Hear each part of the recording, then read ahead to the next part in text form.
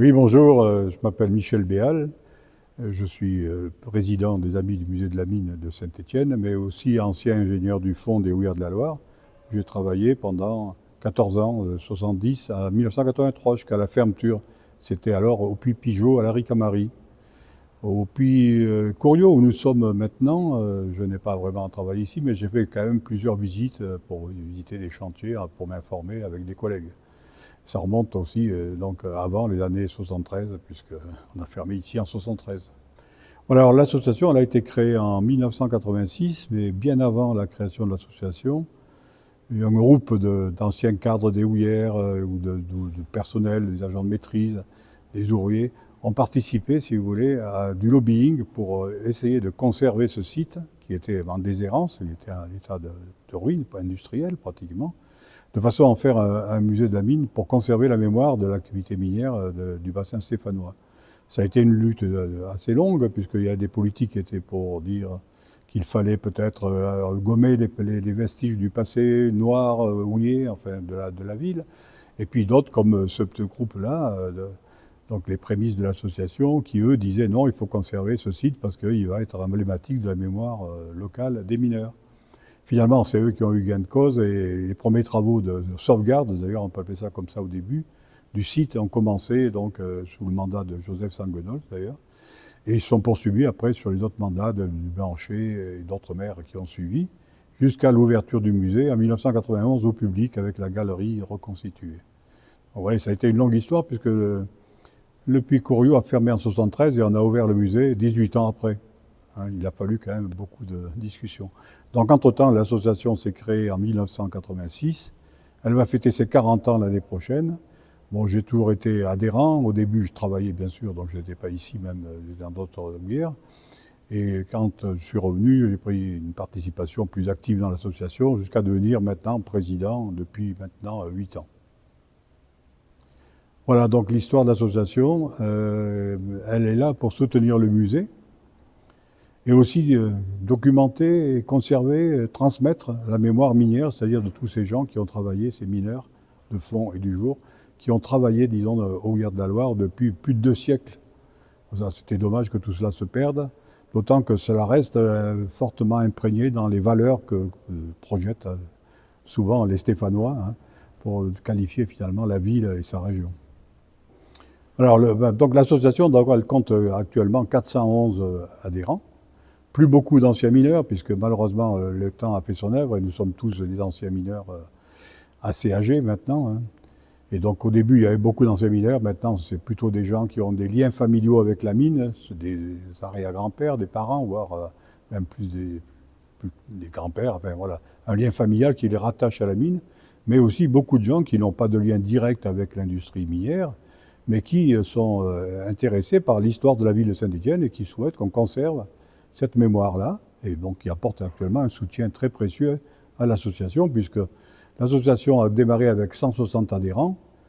40 ans pratiquement après, on est quand même 411, hein, et avec un renouvellement complet du profil sociologique des adhérents. Alors l'association elle a pour but, effectivement, comme je l'ai dit, de soutenir le musée, de faire du lobbying auprès des municipalités, des organismes, de façon à ce qu'on le développe, ce qui est en train de se passer d'ailleurs.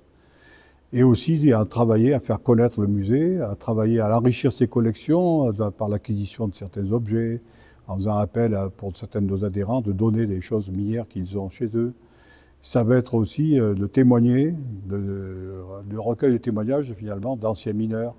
Ça a été fait aussi pour l'essentiel. Et aussi transmettre aux médias l'envie de venir visiter ce musée pour que le grand public les suive et qu'il y ait de plus en plus de visiteurs. Voilà, en gros, le rôle de l'association, parfois c'est passionnant. La mine, bien sûr, j'ai moi-même mon expérience en tant qu'ingénieur du fond. Je descendais pratiquement tous les matins, disons, pas la journée entière, mais pour faire des tournées au fond. Donc je connais quand même bien la mine. En plus, pendant ma formation, j'ai passé le CAP de mineur, donc j'ai pratiqué pendant quelques mois, enfin une petite année, le métier. Je connais à la base ce que c'est. Donc c'était un métier effectivement pénible, physique, puisque dans la partie exploitation des houillères de la Loire, la mécanisation n'a pas été possible à cause des difficultés dues au terrain, aux conditions de gisement. qui faisait que la mécanisation était impossible. Donc on a travaillé depuis l'origine, si on remonte au 19e siècle, avec des pics, des berlines, des pelles. Et la partie du XXe siècle, la partie la plus moderne, bon, c'était des marteaux-piqueurs à air comprimé, mais c'est quand même des outils très difficiles à manipuler, qui demandent un fort effort physique. Ceci dans une ambiance de chaleur, de poussière, qui en fait un métier très dur. Et je crois que le public lui-même sait que le métier de mineur est très très difficile et qu'aujourd'hui on aurait peut-être du mal à recruter des personnels pour faire ce type d'emploi. Voilà, donc sinon la mine c'est passionnant parce que c'est l'aventure, tous les jours ça change. On est dans le gisement, on est descendu à 1200 mètres de profondeur, hein, au puits Pigeot, là, à Ricamarie, le dernier puits qui a fermé, où les conditions de travail ont été très difficiles à cause de la chaleur, parce que les terrains étaient à 50 degrés et l'ambiance générale était à 35 degrés humide, ce qui rend tout effort très difficile. Heureusement, le personnel était assez habitué à ce genre de conditions. On arrivait quand même à travailler, alors que peut-être aujourd'hui, ce serait même interdit par la réglementation. Voilà. Bon, il y avait l'ambiance aussi nuisible, hein, qui est due aux poussières, au risque d'éboulement, de manutention. Il y a toujours le risque potentiel du grisou qu'il fallait surveiller, des échauffements de mines, voilà, des dégagements de gaz, autres même que le méthane, que le grisou.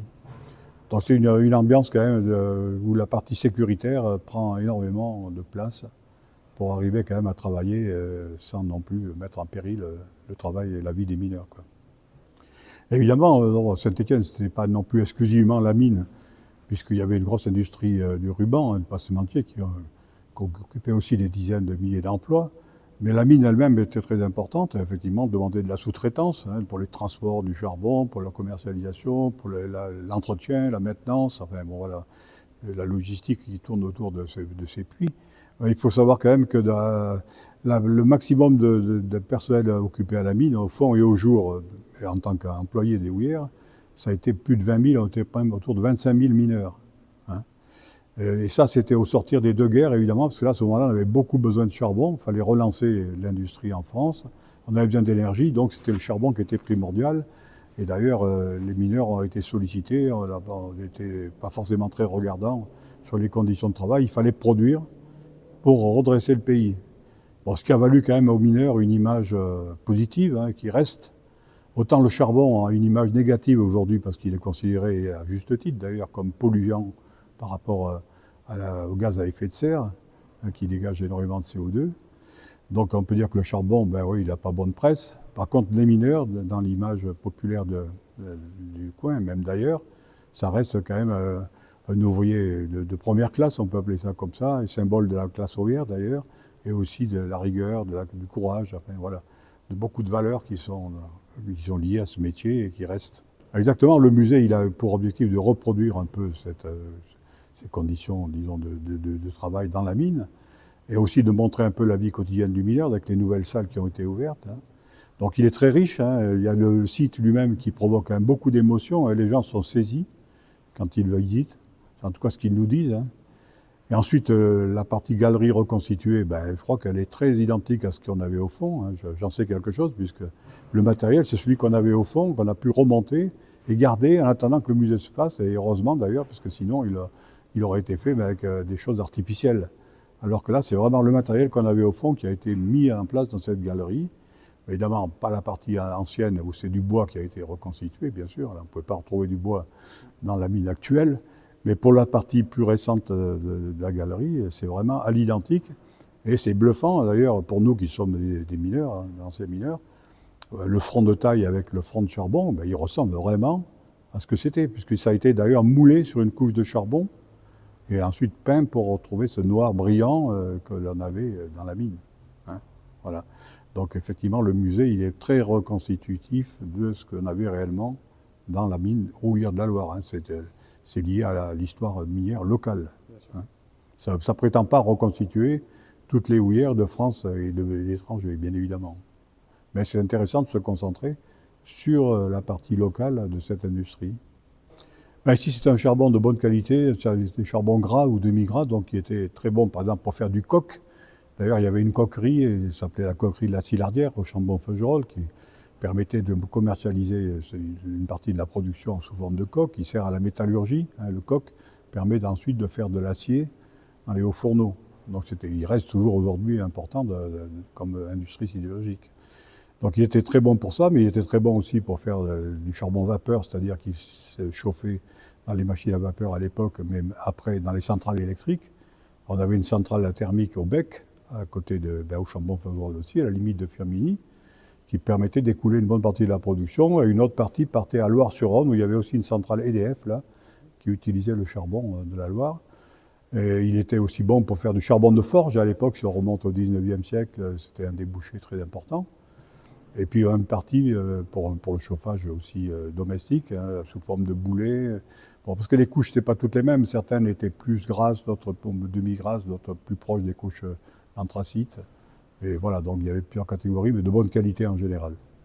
Ah oui, bah, quand je travaillais, bon voilà, c'est un métier, donc l'ingénieur du fond, bon, il n'est pas aussi connu dans l'imagerie, si on peut dire, que le mineur, le piqueur, le mineur au rocher, parce que c'est comme ça qu'on se projette quand on parle de la mine, on voit cet emploi-là, quoi, le mineur de fond réellement. L'ingénieur, par contre, il est là pour diriger donc, un quartier, un secteur. Par exemple, moi, pour commencer, j'étais dans un secteur qui s'appelait le quartier du Tunnel au Puy-Charles, à Roche-la-Molière. Bon, il y avait à peu près 300 mineurs et on produisait 1000 tonnes par jour, vous voyez, dans un secteur de mine. Et au Puy-Charles, qui était la division La Varenne, il y avait 3 quartiers comme ça, avec donc 3 ingénieurs du fond, puis après au-dessus un chef de siège et un ingénieur divisionnaire. Donc l'ingénieur du fond, ben, c'est un peu le premier maillon de l'encadrement supérieur. Il est là avec un gouverneur pour diriger ce quartier. Le gouverneur, c'est un agent de maîtrise supérieure qui, lui, va piloter en direct le personnel, alors que l'ingénieur a plus un rôle d'orientation, de contrôle, de définition stratégique, d'anticipation. Ouais. Bon, il n'empêche que tous les matins, avec le gouverneur, on fait une tournée au fond pour vérifier les chantiers, voir si l'exploitation se passe bien et surtout les conditions de sécurité. Dialoguer aussi avec les mineurs, puisque souvent ils ont des revendications, des choses à dire sur leur sécurité, sur leurs conditions de travail, sur leur salaire, souvent, hein, ou même des problèmes plus personnels, ça peut arriver, qu'on se fasse des intermédiaires aussi. Donc cette partie-là se passe au fond, et ensuite l'après-midi, parce que c'était en 2 parties la journée, était consacrée aux travaux alors, de prospective, c'est-à-dire le travail avec les géomètres, les réunions éventuellement avec le chef de siège pour définir les choses. Ben, évidemment, comment dire, veiller à faire des consignes de sécurité. Ensuite, vous avez aussi le travail de l'anticipation, c'est-à-dire que la production qui est faite aujourd'hui, il faut qu'on préparer des chantiers 3 ans à l'avance pour qu'on ait une taille prête à être exploitée et qu'on ait reconnu le gisement et qu'on ait préparé la suivante. Oui, donc c'est tout un travail d'anticipation et un travail de management et de relationnel. Voilà, c'est passionnant, c'est aussi stressant parce que souvent on est appelé pour des alarmes, des incidents, des accidents. Malheureusement, il y en a eu quelques-uns, des graves et même quelques mortels. Et donc c'est toujours quelque chose qui pèse, hein, mais qui fait partie de la fonction, du travail. Benjamin Barbe, d'abord, c'est la patronne des mineurs, hein, donc, dont on sait, je ne sais pas si le destin a déjà été évoqué, c'est donc quelqu'un qui a été converti, hein, au christianisme et dont le père était furieux pour cela et qui l'avait fait décapiter. Et la foudre finalement est tombée sur son père pour la venger. Et depuis, donc, ça a été la patronne de tous ceux qui utilisent l'explosif, le feu. Voilà, donc on retrouve les mineurs, les pompiers, les artificiers, tous ceux qui ont affaire avec la poudre et les explosions, voilà, donc, les incendies, tout ce qu'on veut. Voilà, c'était l'histoire de Jeanne Barbe. Et donc elle a été là comme protectrice des mineurs, puisque dans certains puits, pas tous, pas forcément tous, mais elle était au fond dans une niche. Et on la trouve ici au musée de la mine, dans la galerie reconstituée. Et bon, les mineurs étaient attentifs, qu'ils soient croyants ou pas, à implorer un peu sa protection, compte tenu du risque important que le métier impliquait, quoi, hein. Voilà, donc cette barbe, elle donnait lieu à un jour férié. Pour les mineurs, c'était très important, avec une indemnité, on payait ce jour-là, les entreprises, les compagnies et les houillères payaient cette journée-là. C'était une journée où les mineurs se retrouvaient entre eux pour faire la fête. Et après, il y avait une cérémonie, en général, si c'était dans des secteurs un peu plus chrétiens, il y avait une cérémonie avec une messe, et puis on portait la Sainte Barbe en défilé. Ça se continue à se faire actuellement à Saint-Étienne, que ça a été relancé par notre ami Fernand Fraisse qui a été intervenu là-dessus auprès de la mairie. Et depuis, c'est devenu une grande fête populaire à Saint-Étienne. Hein. Et on trouve donc un feu d'artifice sur le puits, le défilé, comme je l'ai dit, avec des porteurs de la Sainte-Barbe. Et nous, au niveau de l'association, on a une soirée associative où on réunit nos adhérents pour partager ce qui était traditionnel, la salade de pied de veau que les mineurs consommaient dès le matin de la Sainte-Barbe. Voilà, donc on respecte la tradition. Et après un grand moment de vide où elle ne se pratiquait plus, elle a été relancée et depuis elle a repris l'expansion qu'elle pouvait connaître du temps des mineurs. Voilà, avec une grande satisfaction pour nous. Ah, ben, disons qu'on est content effectivement que des jeunes comme vous s'intéressent disons, à cette activité minière et surtout aux mineurs, puisque c'est à eux qu'on pense en particulier. Et je voudrais rajouter que nous avons un projet dans l'association qui est celui qui va nous occuper dans les prochaines années, c'est de créer un mémorial virtuel pour rendre hommage à tous les mineurs qui ont laissé leur vie depuis le 19e siècle jusqu'à la fin de l'exploitation, qui ont laissé leur vie à la mine pour développer la région, pour participer justement à cette révolution industrielle, en particulier au 19e siècle et ensuite au 20e aussi, et qui sont un peu dans l'anonymat. Il y a eu énormément, malheureusement, d'accidents collectifs ou individuels. Par exemple, au 19e siècle, on en recense plus de 3000. Et ils sont dans l'anonymat le plus complet. Donc on voudrait les sortir de l'anonymat pour qu'on puisse retrouver les noms de ces gens-là qui ont laissé finalement leur vie pour développer le pays au sens large. Voilà ce projet qui va nous occuper. Donc on a des travaux à faire pour recenser le XXe siècle et ensuite mettre au point un logiciel, une base de données qui serait consultable par le public au moyen d'un QR code et qui permettait de dire je m'appelle Dupont, est-ce qu'il y a eu des Dupont éventuellement qui ont eu un accident à la mine parce que peut-être j'ai un ancêtre qui travaillait là. Voilà, ça permettra à certains de rechercher, de rendre hommage à ces gens-là. Voilà, enfin gros, c'est un projet qu'on porte avec d'autres bien sûr, mais qui va nous occuper un certain nombre d'adhérents, puisque recenser tous les actes de décès par accident mortel du travail, ça a été fait pour le 19e par nos amis de la Société de généalogie de la Loire. Et c'est pour ça que ça donne l'idée de dire, ce document, on ne va pas le laisser comme ça dans un coin de tiroir. Il y a eu un énorme travail de recensement et il faut que ça permette de sortir justement ces personnes-là de l'anonymat dans lequel ils ont perdu la vie, à fin de compte. Voilà, donc c'est un projet intéressant et qui va nous occuper pendant quelques temps avec d'autres choses. Mais par exemple, oui, on est intervenu pour faire rénover la tombe de Michel Rondet. Je ne sais pas si vous connaissez. C'est au Crédroc. Oui. Et donc, grâce à notre intervention, la mairie a récupéré la tombe auprès de la famille, qui elle était en déshérence, l'a rénovée. Bon, c'est une tombe tout à fait modeste, hein, il n'y a pas d'investissement colossal, j'imagine.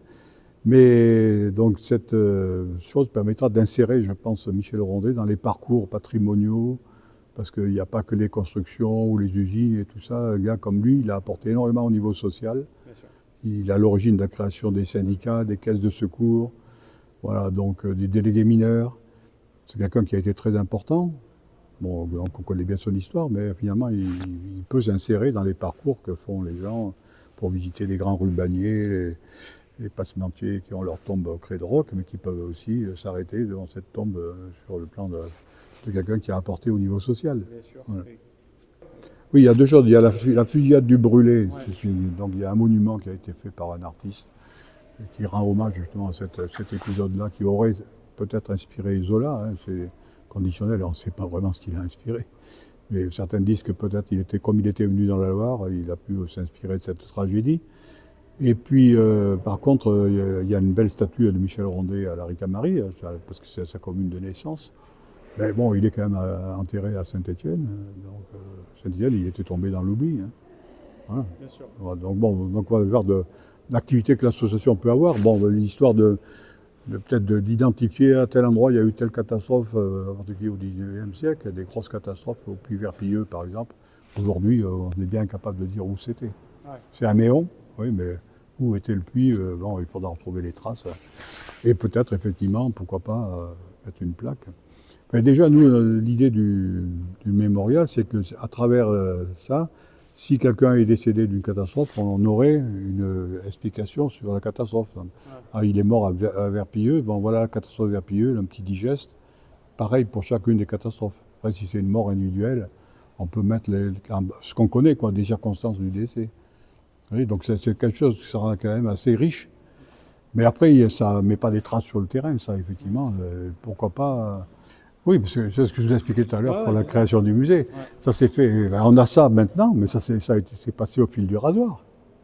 Ben, un terrain comme ça, de je ne sais pas combien d'hectares en plein centre-ville, on est à 400 mètres de l'hôtel de ville, il aurait pu être valorisé. Hein, donc, et en dehors du fait qu'il fallait gommer les passages. Donc effectivement, il a fallu que des gens de chez nous interviennent, que certains politiques aussi prennent l'appui aussi de ça, pour que ça se fasse. Mais après, bon, le reste, effectivement, vous avez raison, il fallait gommer et enlever. Et puis ça coûte cher d'entretenir. Regardez, c'est des millions d'euros qu'on met ici pour entretenir ne serait-ce que les bâtiments. Donc on ne peut pas tout garder non plus. Mais certains regrettent, et je pense que vous l'avez ressenti, qu'il n'y ait pas eu plus de vestiges gardés, quoi. Ouais. Surtout des puits de mine, il y aurait pu y en avoir un ou deux de plus. Ça aurait pas, dans le G, il reste pratiquement rien. Il y a la Ricamar, enfin, la vallée de Londaine, il reste les deux puits, hein, le puits des Combes et puis du Marais. Roche-Molière, il reste rien. On voit même pas que c'était des zones minières, quoi. Alors peut-être effectivement un petit monument, une plaque, ça peut être un projet à venir.